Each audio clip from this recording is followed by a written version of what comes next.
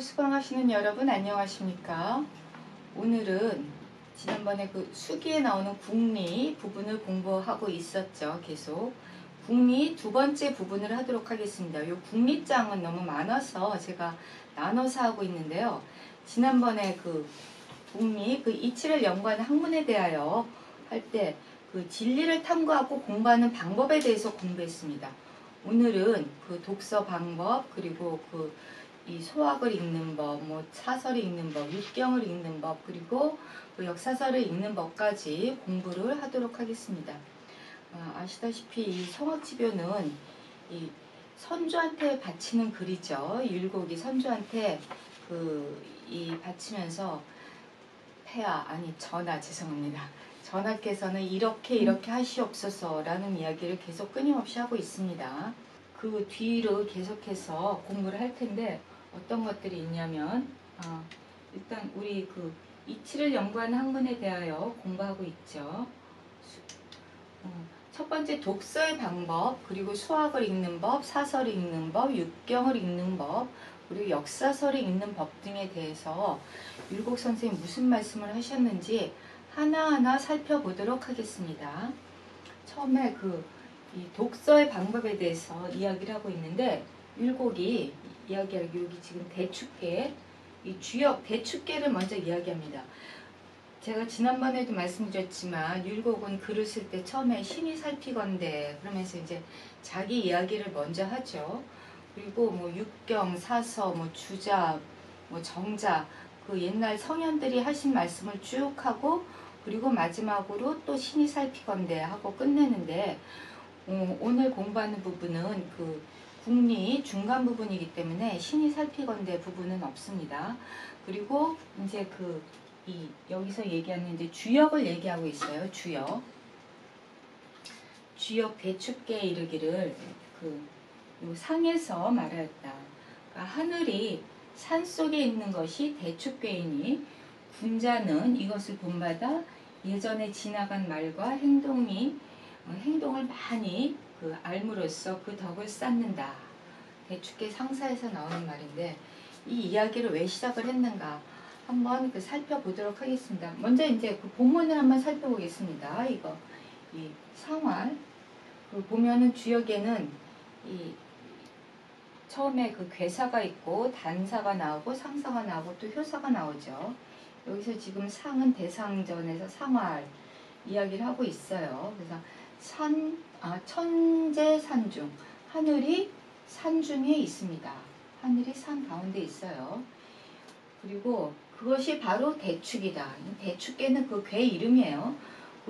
주역에 보면 64궤가 있죠. 64개 건곤부터 시작해가지고 미제 기제께까지 64개의 궤가 있는데 그 궤마다 하나하나 아까 말씀드렸지만 그 궤사가 있고 또 단사가 있고 상사가 있고 또 효사가 있는데 뭐 오늘은 주역에 대해서 말씀드릴 건 아니지만 주역은 육경 중에 하나죠. 굉장히 중요한 서적입니다. 그래서 군자가 반드시 읽어야 될 그런 아주 필독서입니다. 필독서. 근데 거기 주역에서 말하기를 주역 상사에서 말하기를 산 중에 하늘이 산 중에 있으니 그것이 대축이다. 그래서 군자 이하야 다식 전원 왕행이 이 축기덕이라. 그래서 이게 지금 군자는 여기 이는 진짜 군자가 그것을 본받아 뭐 이런 식으로 번역이 됩니다. 이라는 말이 굉장히 많이 쓰이는데요. 이거를 주역에서 보통 번역할 때 군자 이하야에서 군자가 그것을 본받아. 무엇을 본받느냐? 다식 전원 왕행. 다식은 다식 전원 왕행. 다식은 뭐예요? 이게 많을 따자 알식이죠. 그러니까 많이 아는 것을 뭘 많이 아느냐? 전원왕행. 전원왕행 뭐예요? 전원은 예전에 지나간 말이에요. 예전에 지나간 말과 행동, 이 가람자자 이게 행동이 많은 것을 전원왕행을 안다는 얘기예요. 많이 옛날에 선현들이 어떻게 했는지 그 사람들이 했던 말과 행동을 많이 알므로써 그 덕을 쌓는다. 라고 이야기하고 있습니다. 네, 무슨 말인지 잘 모르죠. 좀 어려워요. 주역은 사실은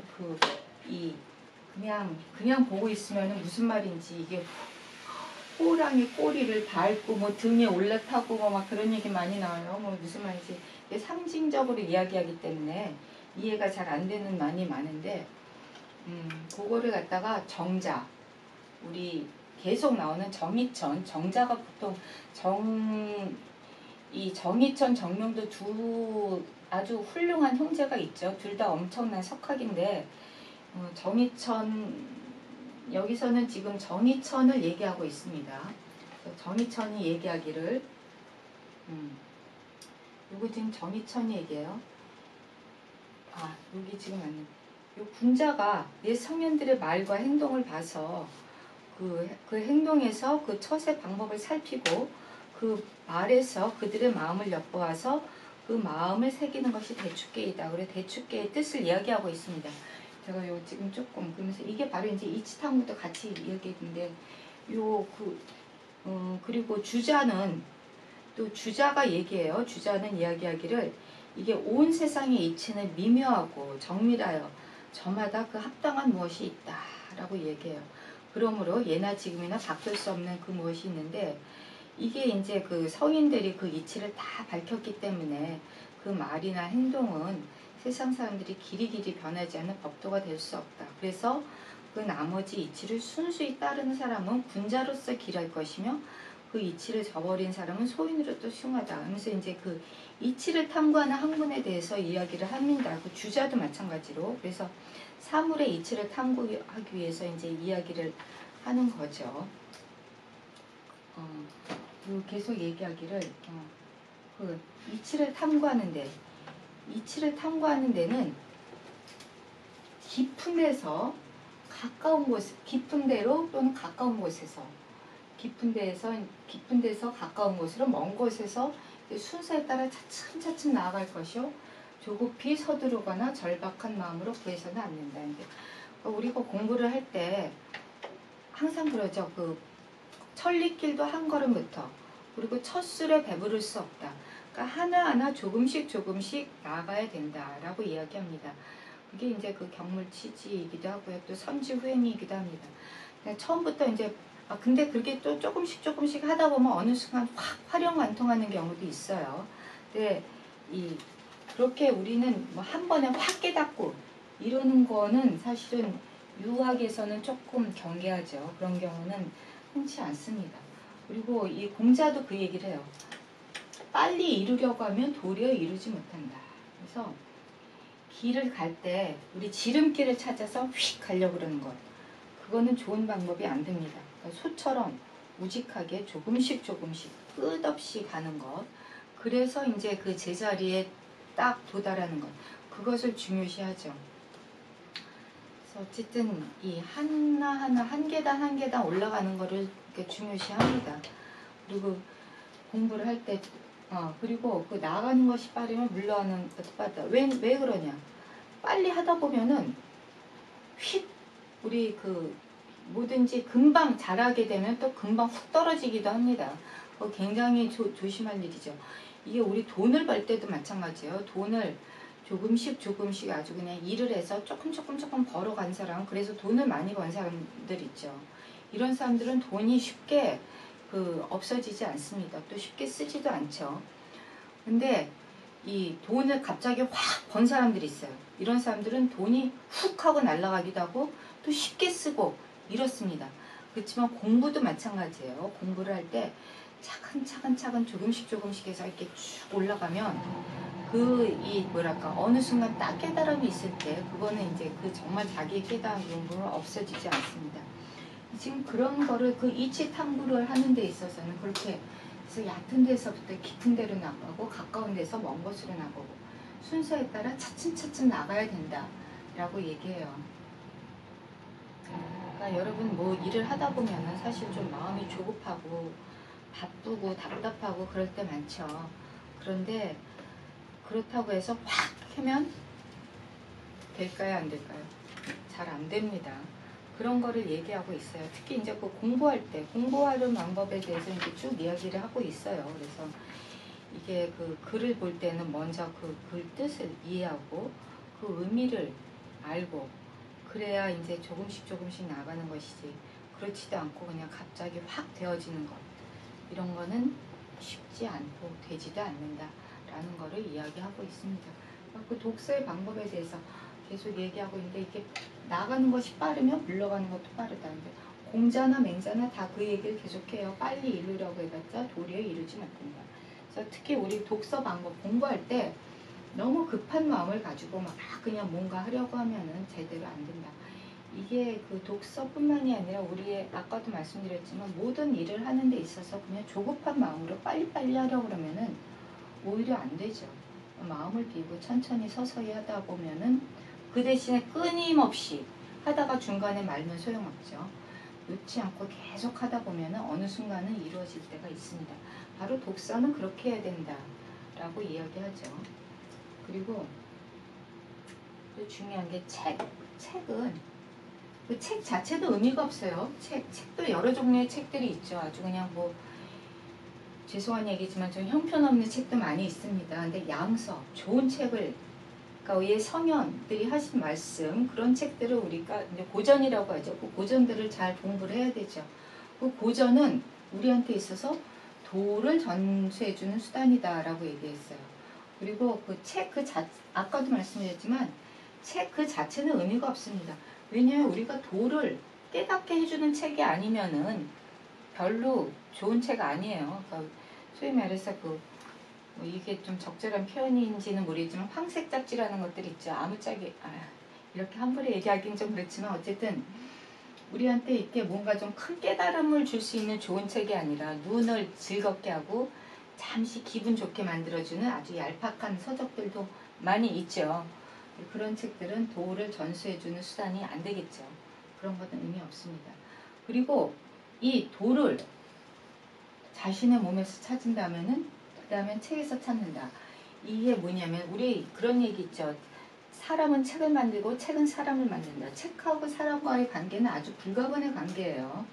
그래서 이게 책을 보면서 사람이 되지만 또 좋은 그 많은 지식이라든지 수양이 된 사람들은 또 좋은 책을 쓰기도 합니다. 그래서 이제 그 후학을 양성하기도 하고 또 뭐 굳이 뭐 학자가 아니라고 하더라도 자기 수양의 그런 어떤 이 도구로서 책은 많이 사용이 되죠. 지금 그런 부분에 대해서 이야기를 하고 있습니다. 그래야만 독서가 참다운 맛이 있게 된다. 그래야만 독서가 참다운 맛이 있게 된다. 여러분 책을 많이 읽으십니까? 책은요 진짜 좋은 것 같아요. 그래서 이 책을 많이 읽은 사람은 뭐가 달라도 달라요. 물론 제가 여기서 얘기하는 책은 정말 도를 전달해주는 좋은 책, 양서를 이야기합니다. 고전. 그런 고전을 많이 읽은 사람들은요 좀 달라요. 그래서 이렇게 책을 많이 읽은 사람들과, 그러니까 책이라는 것은 우리의 그런 어떤 삶을 보다 고양시키는 거잖아요. 삶이 향상되고 또 교양이 넓어지고 그리고 지식도 역시 그냥 깊이가 있게 되고 그런 모든 수단이 다 책이죠. 책. 그래서 책을 많이 읽는다는 것은 정말 그 사람한테 있어서 중요한 건데 유학에서 지금 여기 율곡 선생님이 얘기하는 거는 그렇게 그 지식이 넓어지고 지식이 깊어지고 교양이 넓어지고 이런 것뿐만이 아니라 우리의 그런 어떤 삶을 깨달을 수 있는 그런 도를 닦기 위한 수단이고, 그래서 책은 많이 읽어야 됩니다 라는 것을 계속 이야기하고 있어요. 특히 위정자들, 우리 그런 어떤 지도자들, 리더, 왕, 이런 또 지금 대통령 이런 분들 진짜 책을 많이 읽으셔야 됩니다. 책을 많이 읽으시는지는 잘 모르겠어요. 어쨌든 그런데 그 책은 아까도 말씀드렸지만 좋은 책을 많이 읽어야지 왜 형편없는 책은 많이 읽어봤자 소용이 안 되죠. 그래서 그 책을 읽는데 보면은 소학이라는 게 있어요. 소학. 먼저 읽을 게 이제 소학인데 소학. 우리 보통 소학대학 그러죠. 소학대학. 소학은 이게 소학, 이게 작은 학, 작은 학. 이게 적을 숫자죠. 이게 소학이 있고, 그 다음에 대학이 있습니다. 대학. 우리 보통 대학은 많이 알아요. 그 대학, 그 사서 중에 하나죠. 대학은. 근데 대학을 읽기 전에 사실은 수학을 읽어야 되는데, 왜 수학을 먼저 읽어야 되냐? 수학은 일의 근본이 되는 일상생활에서 가장 절실한 책이다라고 얘기해요. 그리고 그래서 대학을 배우기 전에 수학을 보아야 된다라고 얘기하는데, 이제 수학은 뭐냐면은 아주 우리가 그 뭐랄까 그 아침에 일어나서 뭐 그냥 그 세수하고 입 닦고 뭐 이런 거 있죠. 그런 게 이제 다 그 수학에 나옵니다.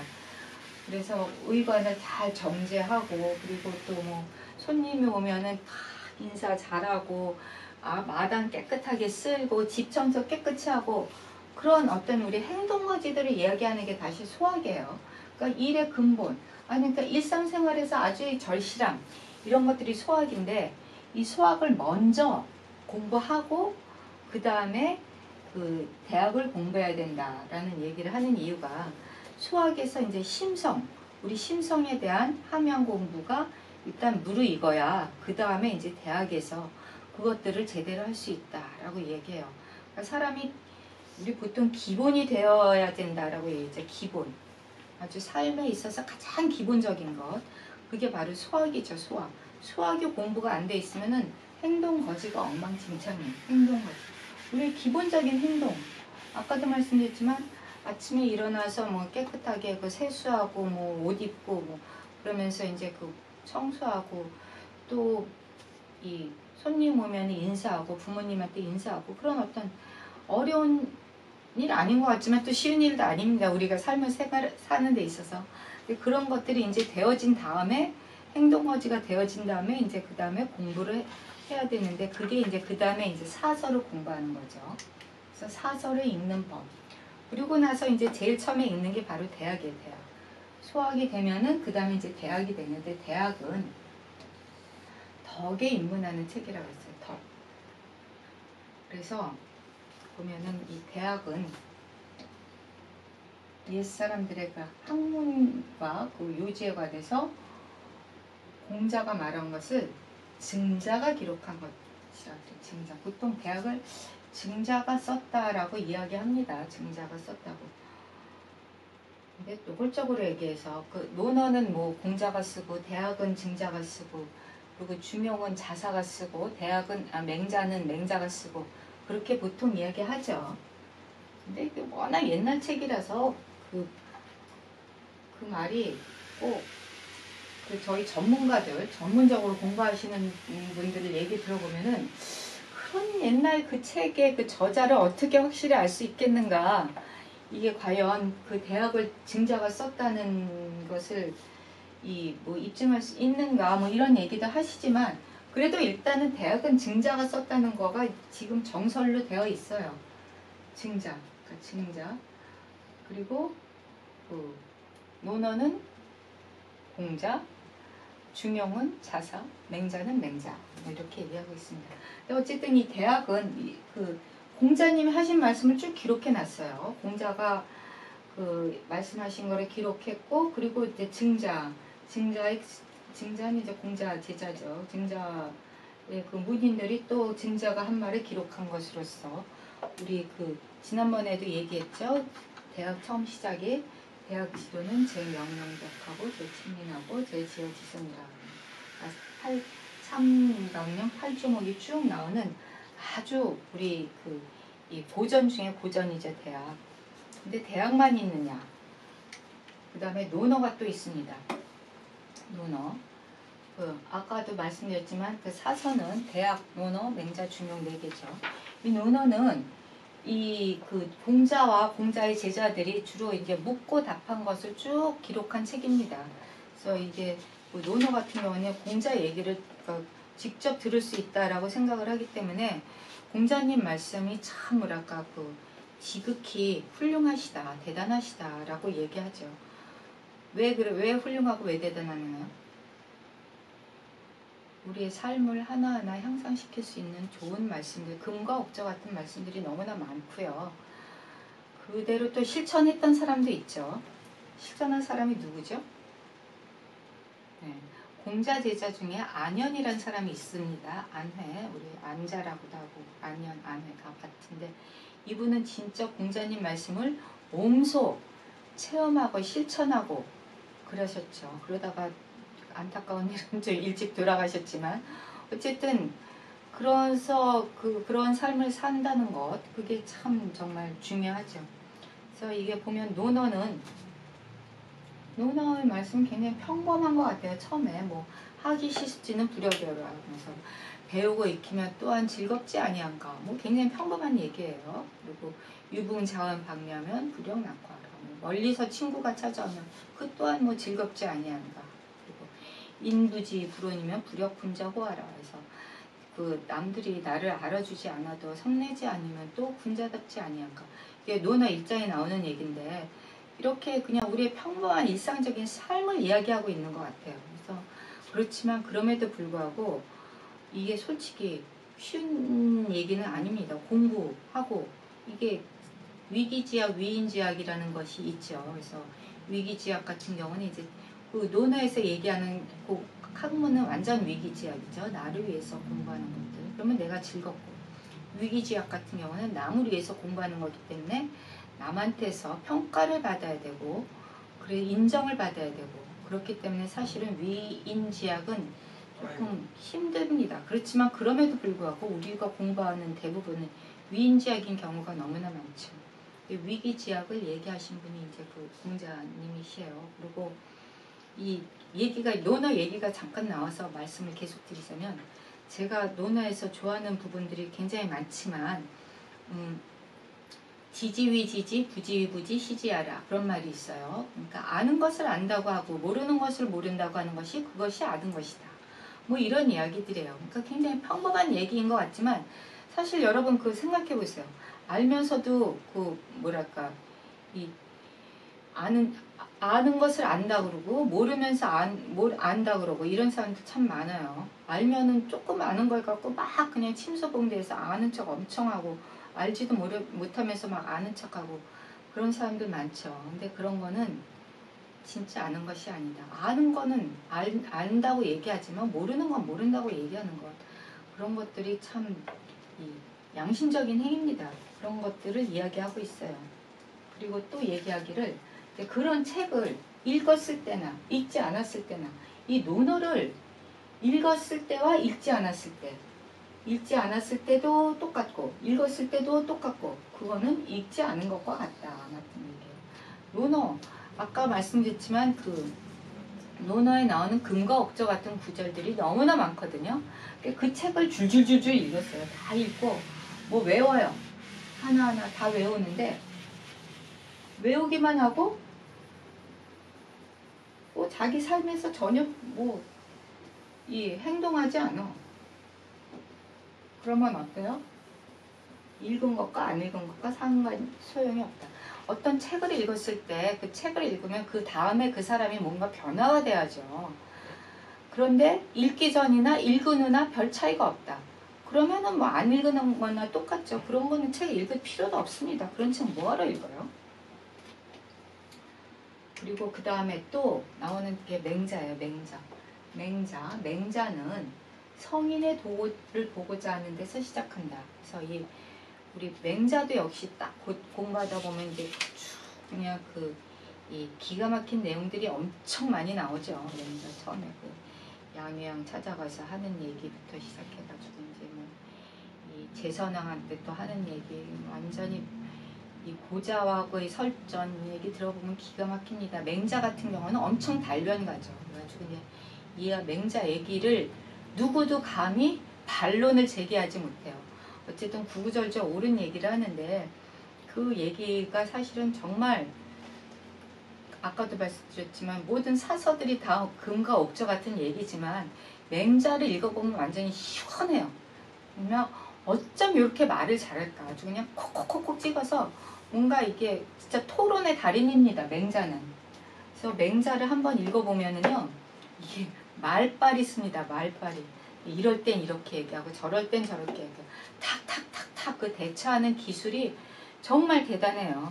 어쨌든 그런 거를 하나하나 그 보다 보면은 정말 대단한데, 그게 바로 이제 그 성인의 도를 이야기하는 거죠. 맹자에서 나오는 뭐 호연직이니 뭐 이런 것들 쭉 보면은 전부 다 그 이 성인의 도에 대해서 이야기하고 있는 것입니다. 그리고 그래서 공부를 하고자 하는 자는 일단 논어와 맹자를 근본으로 삼아야 한다라고 얘기하고 있어요. 이 논어는 공자와 공자 제자들이 한 얘기, 맹자는 이제 여러 이 국가를 돌아다니면서 이제 그 왕들 만나서 한 얘기인데, 이 논어하고 맹자는 조금 시대가 다르죠. 논어는 이 춘추 시대예요. 이게 공자 같은 경우는 BC 한 500년경에 살았죠. 500년. 제가 지금 생물연대가 정확하게 기억이 안 나는데 BC 한 500 몇 년, 그러니까 6세기예요. 맹자는 그보다 조금 한 200년 후입니다.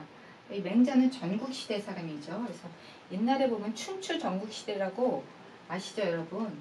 그래서 이 모든 학문이 고전이 그때 아주 그냥 정말 만발합니다.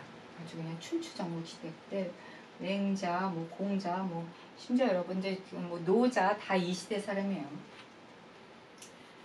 네, 그 제자백가라 그러죠. 엄청난 학문의 그런 고수들이 많이 나와서 이야기들을 하는데, 우리는 지금 육아를 공부하고 있으니까 그 중에 이제 육아, 논어를 쓴 공자와 맹자. 네, 우리 지금 이 유학의 정통은 논어 맹자를 공맹을 정통으로 삼죠. 그래서 논어와 맹자를 근본으로 삼는다. 이게 이제 송나라 시대 이제 주자가 딱 요거를 갖다가 이 성명으로 집대성하죠. 그리고 이제 그것이 또 이제 조선에 들어서 이제 조선 성리학이 되는데, 어쨌든 이 율곡 같은 경우는 그 조선 성리학자니까 이 마지막에 우리 성현도통이 있는데 그 도통을 지금 쭉 이야기하고 있습니다. 그래서 논어와 맹자를 알고도 읽고도 도를 안지 못한다면 많이 읽은데 무슨 소용이 있는가. 아까도 말씀드렸지만 좋은 책들 아무리 많이 읽어도 서자서아자라고 해요. 책은 책대로 나는 나대로. 그러니까 좋은 말씀 많으면 뭐 많은 게 그게 도대체 나하고 무슨 상관이에요. 내 삶 속에서 이게 이루어지지 않으면 아무 의미 없죠. 지금 그거를 얘기하고 있습니다. 계속. 그리고 그 다음에 마지막 사서의 정수는 바로 중용이에요. 중용은 공부가 은밀하고 규모가 크다. 중용 같은 경우는요, 뭐 귀신, 군자지도는 비은이다, 뭐 귀신지덕, 그리고 뭐 쭉 해가지고 이게 도대체 무슨 얘긴지 이해 안 되는 경우가 참 많아요. 뭐 천명지성, 이 설성지도, 수도지경 하면서 이게 완전히 너무 약간 일상생활을 벗어난 형이상학적인 이야기들을 많이 하고 있습니다. 그래서 이게 중용 같은 경우는 아까도 말씀했지만 대학, 논어, 맹자를 다 읽고 마지막으로 읽는 사서다라고 이야기를 해요. 그래서 일단 근데 중용이라는 뜻을 살펴보자면 중이란 어느 한쪽으로 치우치거나 기울어지지 않으며 지나치거나 모자람이 없는 거. 불편돌이 무가불급지 중이라라고 얘기합니다. 요거 이제 주자가 얘기한 건데, 그리고 용은 평상이 하라. 그래서 용은 평범함이라고 얘기해요. 근데 주자가 얘기한 거랑 정자가 얘기한 거랑은 조금 달라요. 주자는 이렇게 얘기했는데 정자 같은 경우는 어떻게 얘기하냐면은 치우치지 않는 것을 중이라고 바뀌지 않는 것을 용이라고 한다. 조금 다르죠. 그러니까 용은 사실 근데 중에 대해서는 대체적으로 같이 이야기가 이제 공통됩니다. 뭐 치우치거나 기울어지지 않고, 뭐 지나치거나 모자람이 없고, 뭐 이렇게 치우치지 않는 것 얘기하는데, 용은 조금 달라요. 용에 대해서는 이제 얘기들이 많은데, 용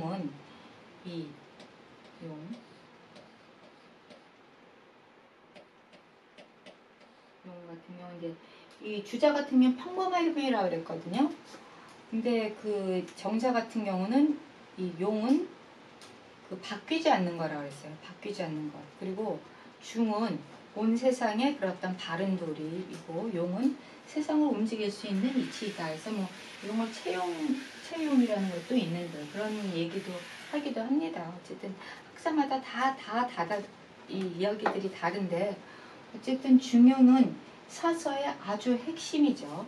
핵심 중에 핵심입니다. 저는 개인적으로 사서 중에 중용을 제일 좋아합니다. 어쨌든 여태까지는 그래서 사서를 읽는 법이었고요. 그래서 이제 그 처음에 대학 논어 맹자 중용을 그 읽어가는 방법을 먼저 얘기하고 있습니다.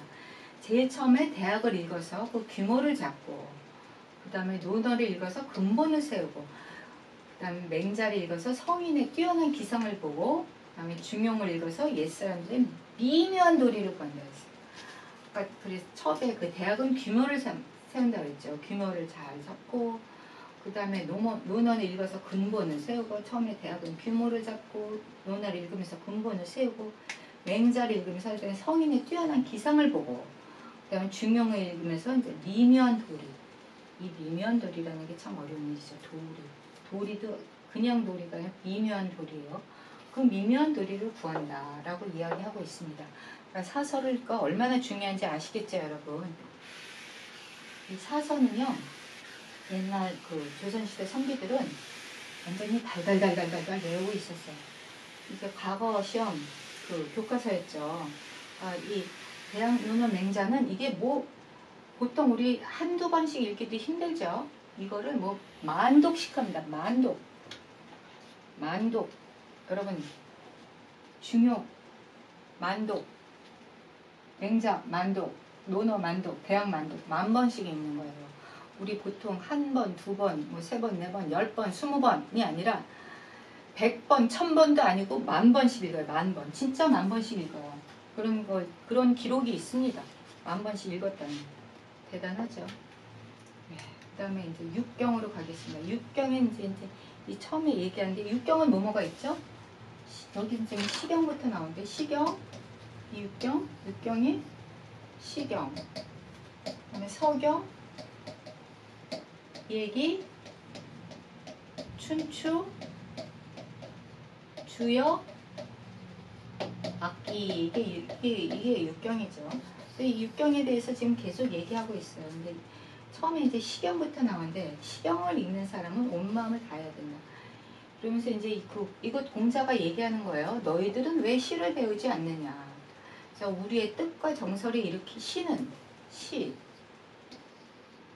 시는 우리의 뜻과 정서를 일으키기도 하고 우리 행위의 옳고 그름을 살피기도 하고 다른 사람과도 의좋게 지내게 하고 남의 의견에 따라 움직이지 않게 하며 남을 원망하게 분노하지 않게 한다 라고 얘기해요.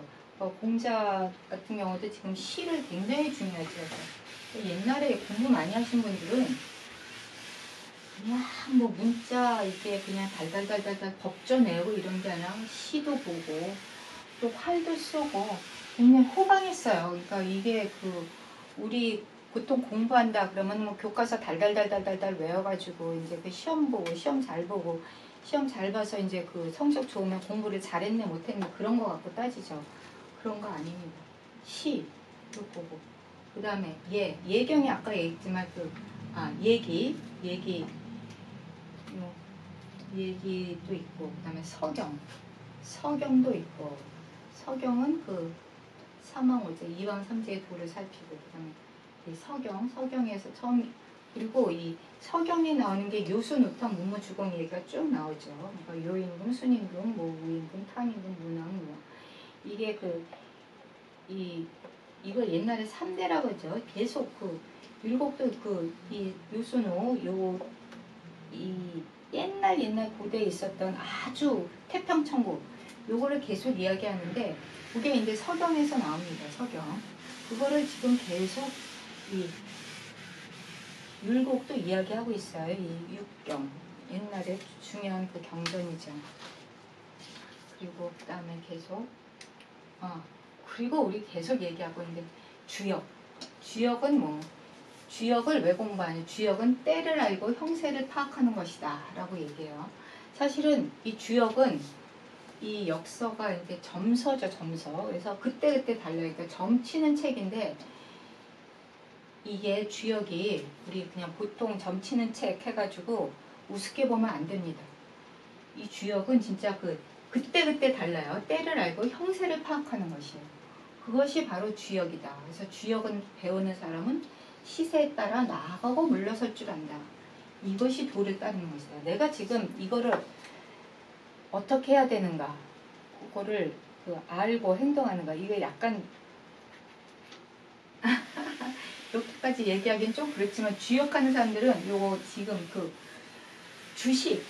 주식을 예를 들면은 이게 뭐 아주 그냥 이해가 팍 되더라고요. 내가 지금 팔 때인가 살 때인가 그거를 잘 알아서 팔 때 딱 팔고 살 때 딱 사고, 그러면 이제 이 돈을 챙기죠. 바로 그 때를 아는 거, 그게 바로 이제 주역이에요. 주역. 그래가지고 주역 같은 경우는 이 진짜 아주 생명력이 길죠. 그래서 옛날에 한나라, 전에 진나라 말에 진시황이 분서갱유라는 사실 아시죠, 여러분? 옛날에 있던 유학 서적들을 다 태워버렸어요, 진시황이. 근데 다 태워버렸는데 주역은 안 태웠어요. 주역은 이거는 점서기 때문에 이 가치가 있고 굳이 뭐 이렇게 사상적인 어떤 잘못된 사상의 책이 아니다 해서 안 태웠는데, 어쨌든 이 정말 주역을 공부를 하면 할수록, 저도 주역을 공부 조금 했습니다. 근데 대단한 책입니다.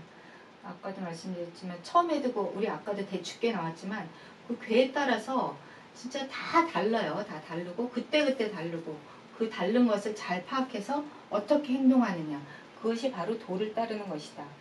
이런 이야기를 하고 있죠. 그 다음에 이제 춘추 같은 경우는 역사서죠. 이제 춘추는 이 제나라 환공, 진나라 문공에 관한 이제 역사서입니다. 이런 것들이 이제 계속 공부를 하는데, 그 다음에 계속 하다면, 그 다음에 이제 역사서를 읽는 방법. 역사서를 읽을 때는 칠한의 근본과 이게 어지러운 세상, 그러니까 어지러운 것을 잘 다스리는 거예요. 어지러운 세상을 다스리는 근본과 현인, 군자들의 행동 거지를 잘 살펴야 된다. 아까 춘추 같은 경우는 다 역사서인데, 옛날 역사를 쫙 보면 세상이 어떻게 돌아가는지 보이죠. 그래서 나라가 어떻게 세워지고 어떻게 망하는지, 그리고 그때 당시 나오는 영웅, 호걸, 또 책사들, 미인도 있죠. 뭐 이런 사람들 쭉 얘기를 잘 보면서 이게 도대체 어떻게 근본을 세워야 되는가, 그리고 거기 나타난 현인들, 군자들, 이런 사람들의 행동이 어떤 거지, 그 행동 거지를 잘 살펴서 이것이 바로 사물의 이치를 탐구하는 방법이다라는 것이죠. 그러니까 이게 역사를 배우면서 우리는 앞으로 어떻게 해야 되는가를 생각하게 될 수 있죠. 그래서 이 독서는, 이 역사를 공부하는 것은 사물의 이치를 탐구하는 일 가운데 한 가지고, 독서에는 차례가 있다는데, 이 역사서를 읽는 것도 아까도 얘기했지만 이치를 탐구하는 거예요. 현인들이 어떻게 했는가, 군자들이 어떻게 했는가, 어지러운 나라를 어떻게 다스리는가, 나라가 어떻게 망하는가, 이런 것들을 잘 살피면서, 그러면은 나는 어떻게 해야 될 것인가. 여기서 나가 누구예요? 왕이죠. 왕. 선조예요. 계속 율곡은 왕한테 하는 얘기이기 때문에 왕은 어떻게 해야 되는가를 혼자 잘 살피고 유념해야 됩니다. 유념하셔서 이야기를 계속하고 있어요. 이 왕이 듣고 깨달으라고 계속하는 얘기죠. 그래서 사람의 한 마음에는 온갖 위치가 갖춰져 있어서 요순의 인과 탕의 공과 공맹의 도는 모두 타고난 성질을 바탕으로 했는데, 이런 것들을 이제 잘 살펴봐야죠. 잘 살펴보고, 그리고 이제 선대 유학자들의 어떤 심성정의 학설을 잘 이렇게 살펴보고, 그리고 본성에 드러나는 정, 요거는 제가 다음 시간에 할 겁니다. 심성정, 요거는 오늘은 시간이 다 돼서 그만 얘기할 건데, 심성정이나 심통성정, 본연지성, 기질지성, 본성, 사단, 요거는 다음 시간에 할 건데요. 어쨌든 이런 것들은 미리 예고편이고요. 네, 오늘은 여기까지 하겠습니다. 네, 수고하셨습니다. 감사합니다.